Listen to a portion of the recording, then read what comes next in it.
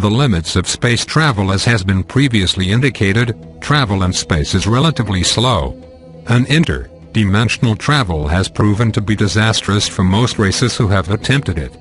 Though travel in space is extremely rapid by your standards and by the degree of your own scientific development, getting around is still very difficult and time-consuming. Because travel and trade are so restricted in highly developed parts of the universe where there is a great concentration of advanced nations, movement is restricted and restrained. You cannot go anywhere you want under these kinds of circumstances without violating others' territories or without violating the rules of travel and trade. Going from one end of the galaxy to the other is just simply out of the question. It is a fantasy to think that this would be the case. Traveling through dimensions has proven so hazardous that there are very few races in the universe who even attempt it at this point, for those who enter these thresholds never return and are never accounted for, and there is no way to go find them and learn what happened to them. The dimensionality of space is so complete, and the boundaries between dimensions are so significant that to explore these kinds of things has proven to be overwhelmingly difficult. Even where it has succeeded, races have emerged in other races' territories or have entered hostile physical environments and have never been able to find their way back. The galaxy as a whole is uncharted. Only regions within it are charted. Only regions where there is a great deal of trade, travel and the existence of evolved technological nations are charted. Beyond this, you have uncharted territories, sometimes immensely huge, where any traveler could become lost without known reference points. Ships that travel use fuel. Fuel has limits. Even fuels that are derived from solar energy have limits. Even fuel that is derived from nuclear power has limits. If you go too far, you cannot return. If your exploration takes you too far afield, you cannot return. If you enter an uncharted region, you will face physiological hazards and the possibility of entering another's territory who could prove to be hostile to your presence. You certainly could become lost in uncharted territories, as many travelers have. To extend one nation's reach is also very difficult because any establishment that you make far away must be reinforced. Even if you position yourself in an environment that is relatively inhabitable from both a physiological and a biological standpoint, reinforcing foreign establishments is very difficult and requires a tremendous amount of travel and resources. Distant mining colonies are very vulnerable to piracy. They are very vulnerable to breakdown. They must be sustained with a great deal of effort even if the resources they are discovering prove to be of immense value. As a result, most traveling nations stay fairly close to home and rely upon trade to gain distant resources and rely upon local commerce to gain what they need. Of course, human beings with their wonderful imagination conjure up all kinds of wonderful ways to travel around the universe almost effortlessly, using energy that is somehow derived from physics and can sustain unlimited travel, even collapsing time and space. But for those who live in the real universe, they have had to face the limits of technology. In some cases, these limits are quite severe. Races who travel generally create their own food sources, but even this requires the input of resources. Everyone in the physiological realm must still eat and take in energy in one form or another. They must use energy and gain the resources for producing this energy.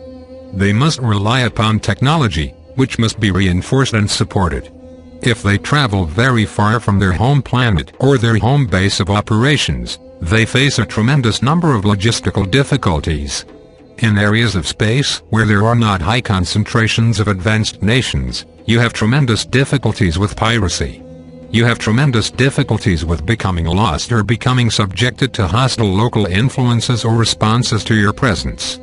There are regions in space that are simply considered too dangerous to travel in because of these reasons. Even areas that are sparsely inhabited, where routes and coordinates have been established for travel, even here there are extreme hazards. Over the course of time, nations and even small empires establish a stability that they maintain and sustain on their own base of resources and influence. There is no great empire that rules the galaxy. That is a complete fantasy. There are very strong local powers and associations of power, often established through trade unions or governing bodies that oversee trade routes. But immense empires that govern vast regions simply do not work, for there is no way to maintain control over the course of time, and there are too many challenges to disrupt a structure of this size. Yet there are empires that contain dozens of planets, star systems and so forth.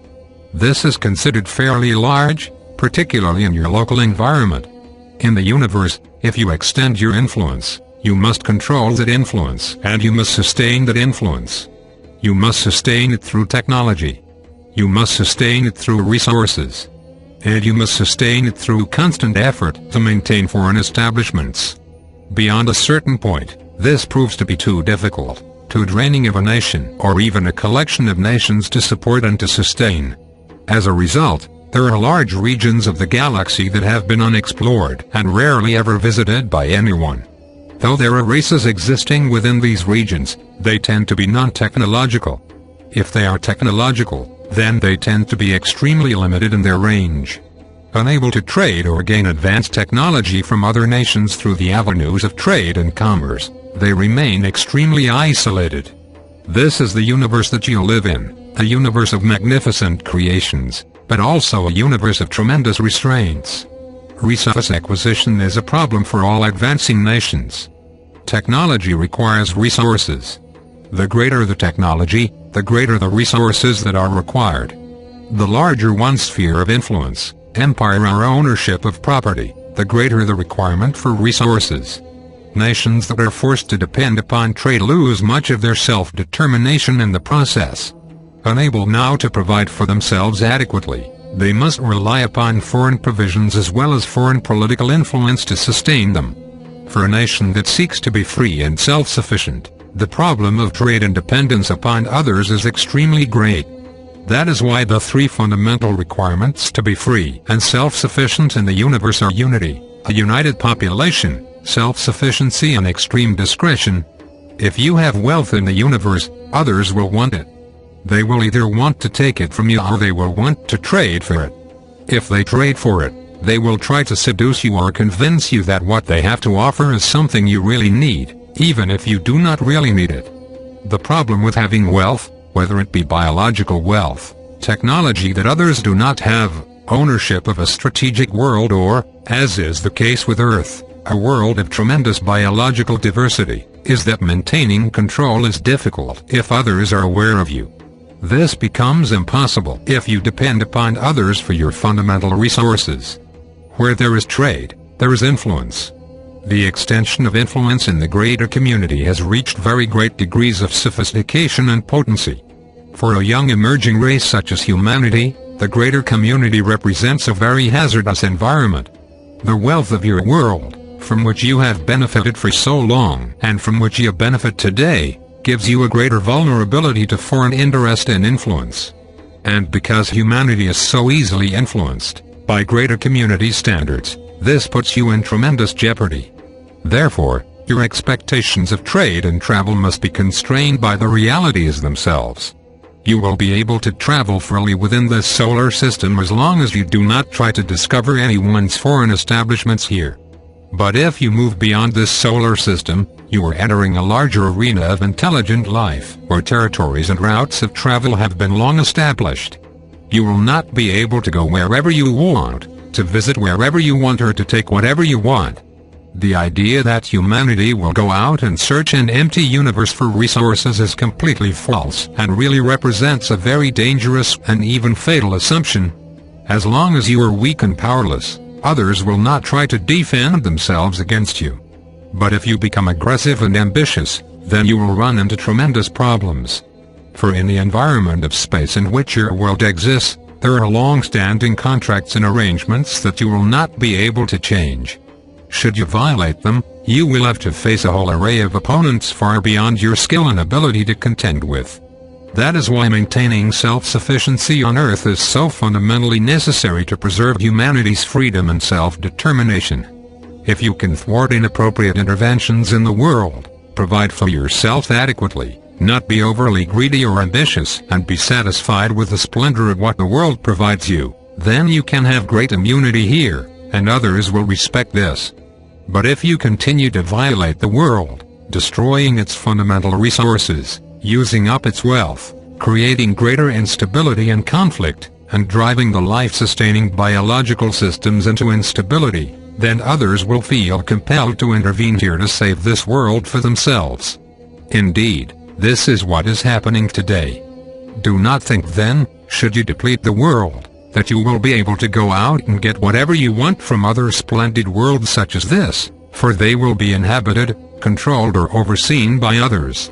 And you are in no position to mount a conflict with other nations in your region.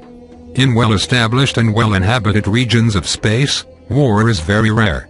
Internal conflicts certainly do erupt, and there are changes in leadership and administration in various worlds, sometimes even through violent means. But conflict between worlds that trade and interact with each other is very rare. Over long periods of time, war is seen as mutually destructive and literally is prevented from occurring between nations, particularly nations that have important resources and who are powerful within their regions. This tempers ambitions and the desire for conquest, for such ambitions prove to be a detriment to everyone involved.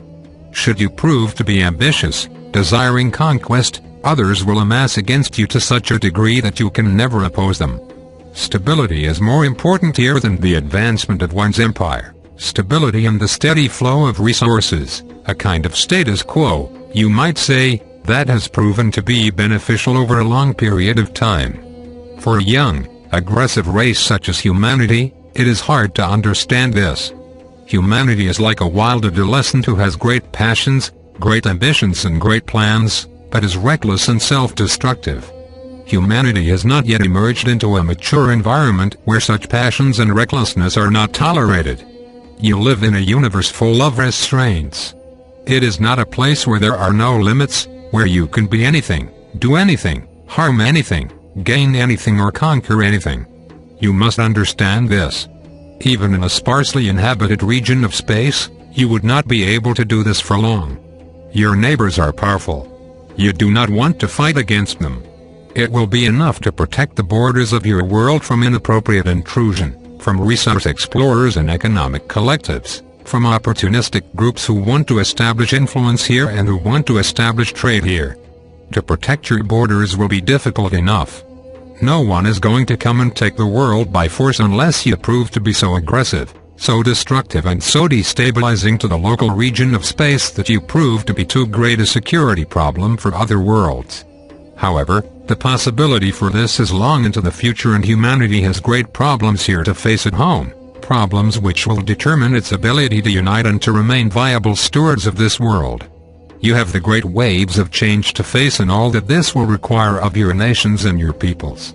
You have to offset the intervention that has been occurring in the world today, that is being carried out by resource explorers, by groups that are not well respected in this region of space, by those who travel around trying to take advantage of whomever and whatever they can.